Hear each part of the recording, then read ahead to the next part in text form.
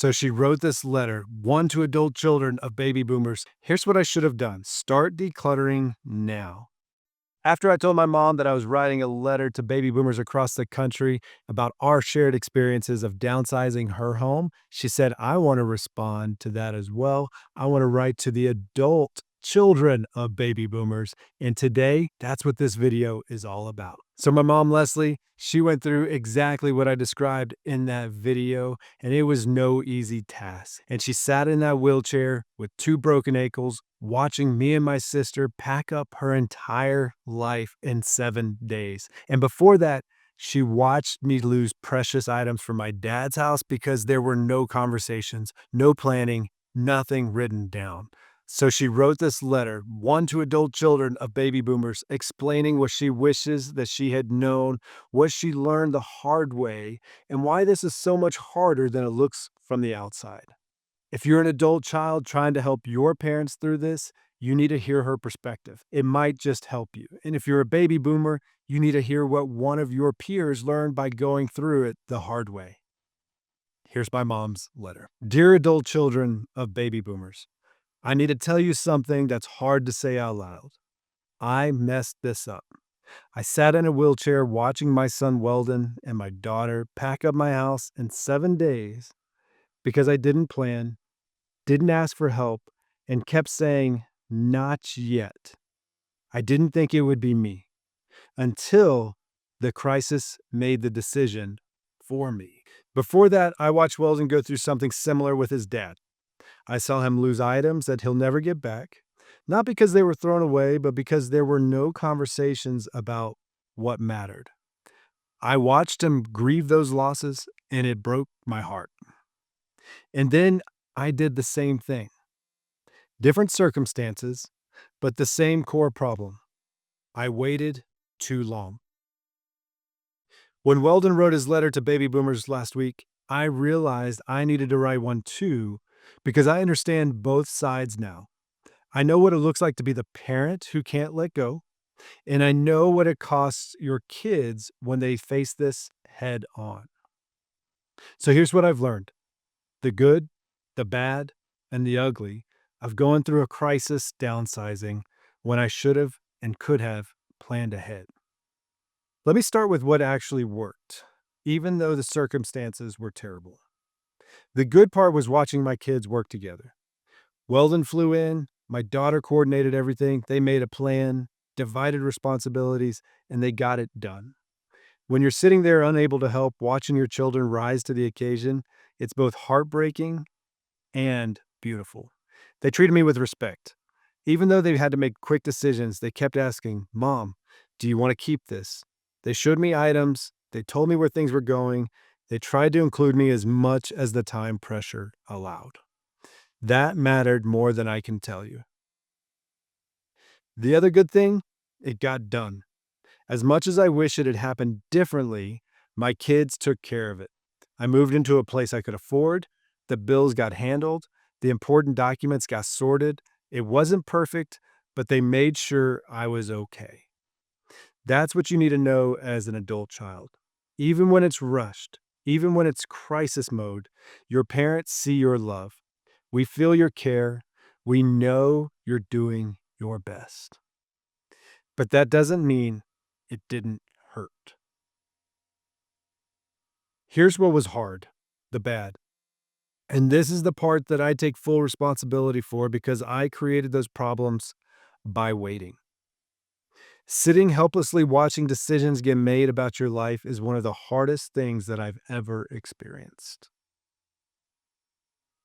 I'd broken both ankles. I literally could not stand up, could not walk through rooms, could not physically touch the items that they were sorting through. I'd broken both ankles. I literally could not stand up, could not walk through rooms, could not physically touch the items that they were sorting through. I sat in one spot and watched my kids hold up things and ask, keep or donate. Furniture that I had for decades, it won't fit in the 1-bedroom, Mom. Gone. Items from my husband who had just passed, we only have 7 days, Mom. We have to decide now.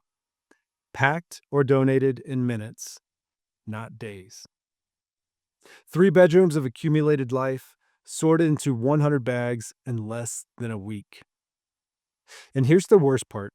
I felt like a burden because I hadn't taken any steps to prepare for this. I hadn't decluttered, I hadn't written anything down, I hadn't had any conversations with my kids about what mattered most to me. So when crisis hit, they had to guess, and I had to watch them guess. And sometimes they guessed wrong, not because they didn't care, but because I never told them and time was of the essence. That's on me, not on them. I also realized something in that wheelchair. I should have anticipated this coming. Day by day, we're not getting any younger. My husband's health was okay until it wasn't. I knew we might not be able to afford that place if something happened to him, but I kept putting off the hard conversations, the planning, the preparation. I told myself that we had time, but we didn't. The rent was due. The lease was ending, and my body had betrayed me at the worst possible moment. So my kids had 1 week to make decisions I should have been making for the previous years. That's what waiting looks like in real life. Now, here's the ugly part. The mistakes I made that I'm begging other baby boomers not to repeat. I waited until my body made the decision for me. Don't do that. I kept thinking, I'll deal with this when I'm ready. But you're never ready. There's never a perfect time. And if you wait for perfect, you'll wait until crisis decides for you. I avoided conversations with my kids because I didn't want to burden them. I didn't want them to worry. I didn't want to admit that I might not be able to handle everything on my own anymore. So I said nothing. And when crisis hit, they had to go figure out everything without guidance from me. That's not protecting your kids. That's setting them up to make decisions in the dark. And while I could make some decisions, my emotional state didn't allow me to make the best decisions. I never wrote anything down, no lists of what mattered, no notes about which items had stories behind them, no instructions about who should get what if something happened. When my kids were packing, they'd hold up an item and say, "Mom, is this important?" And sometimes I couldn't even remember why I'd kept it. But sometimes I did remember, and then it was too late. The bag was already packed, the truck was already loaded, and it was off. I didn't label anything. Family heirlooms looked like the same as a yard sale item to my kids. They didn't know which dishes were grandma's and which ones I'd bought at Target. They didn't know which photos were irreplaceable and which ones were duplicates. So they had to guess. And guessing under time pressure means mistakes happen. Here's what I should have done, and what I'm begging other baby boomers to do. Start decluttering now. Not when you're moving, but right now. One closet, one drawer, one shelf. Get rid of 10% this year. Then another 10% next year. By the time you actually need to move, you'll have 50% less stuff to deal with. 50% less decisions. Have the conversations with your kids. Tell them what scares you. Tell them what you need. Tell them what would make you feel safe, feel comfortable. My kids didn't know I was worried about money. They didn't know I was afraid of losing independence. They didn't know what I actually wanted because I never told them. Write it down. It doesn't have to be a legal document. Just write, here's what matters to me. Here's who I want to have this. Here's what I'm afraid of. Here's what would help me feel okay about the transition. Label things. Put a piece of tape on the back of the photo frame that says, "This is your grandmother's. Please keep it." That's it. 30 seconds. It could have saved hours of guilt for my kids. Ask for help before you need it desperately. I should have asked my kids to help me start sorting through things a year before crisis hit.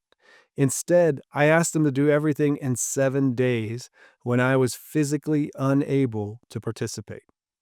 That's not fair to anyone. And it doesn't have to be your kids. There are professionals out there that help you do this as well. This is what I want adult children to know. Let me talk directly to you if you're helping your parents through this. because I've been on both sides. First, understand we're not being stubborn, we're scared. The house represents our whole adult life. The furniture you want us to get rid of, we picked that out for our first apartment.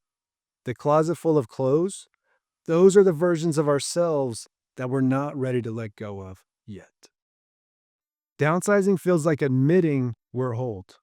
It feels like giving up independence.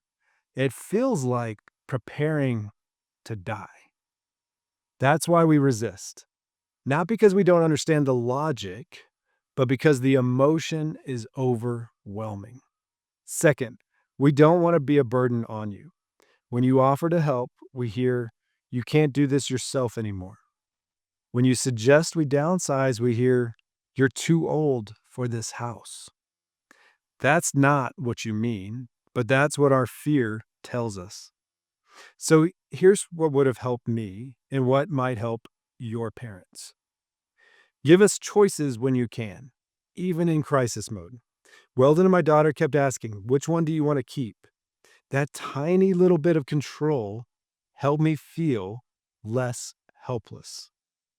If you have time, and I hope you do, because I hope your parents plan better than I did, pace yourself.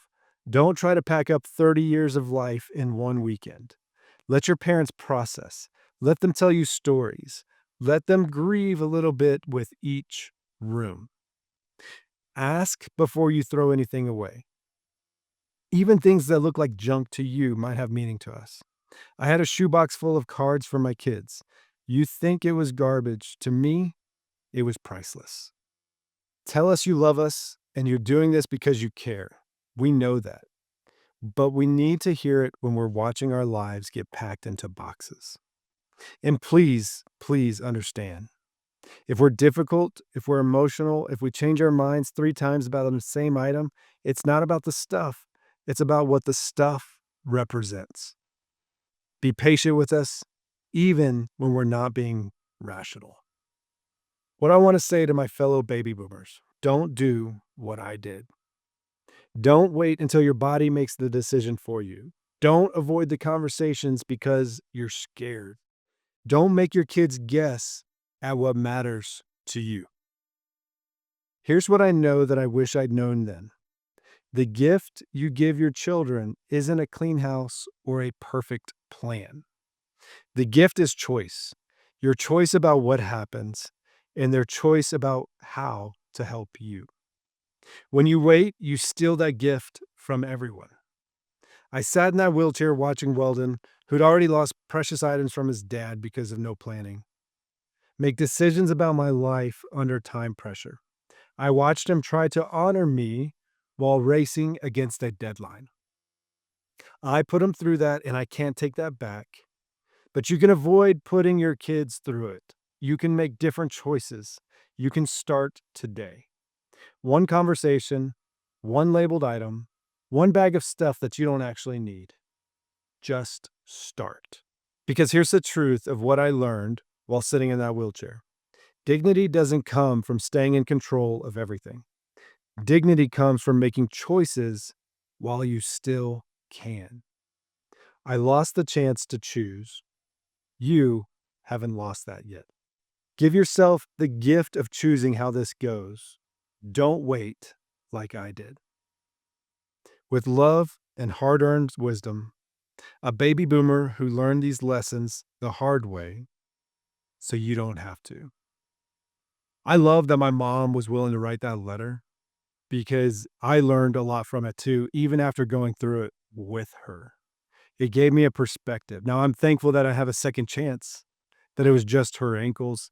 And the next time that a tragedy happens, we're going to be better prepared. Quick sidebar, if you're navigating this transition from either side, whether you're the parent trying to figure out where to start or the adult child trying to help without taking over, I can help. Book a free 30-minute transition strategy call.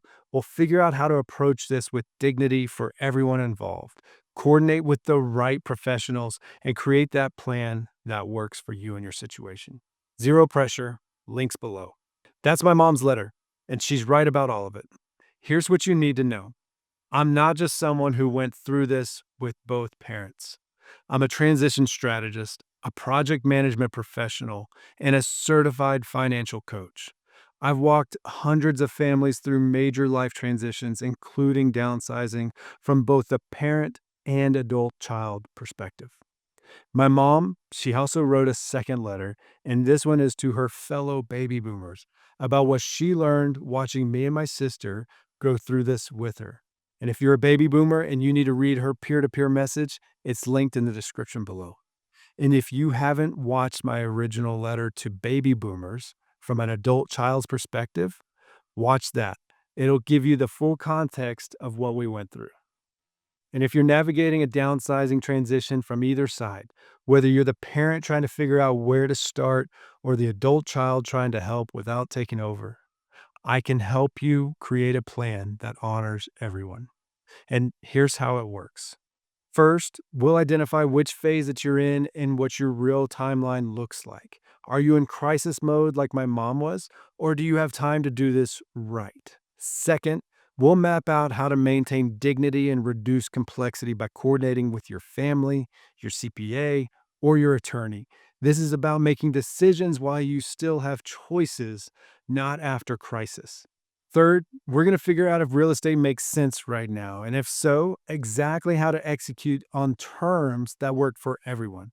If you're not in Colorado Springs, I will connect you with a trusted professional in your market through my nationwide referral network. I ensure that the values alignment is there and that they can follow the plan that we create. It's a free 30-minute strategic clarity session. You'll walk away with a clearer path forward, whether you decide to move now, wait 6 months, or just take a completely different approach. Again, free call, link in the description below.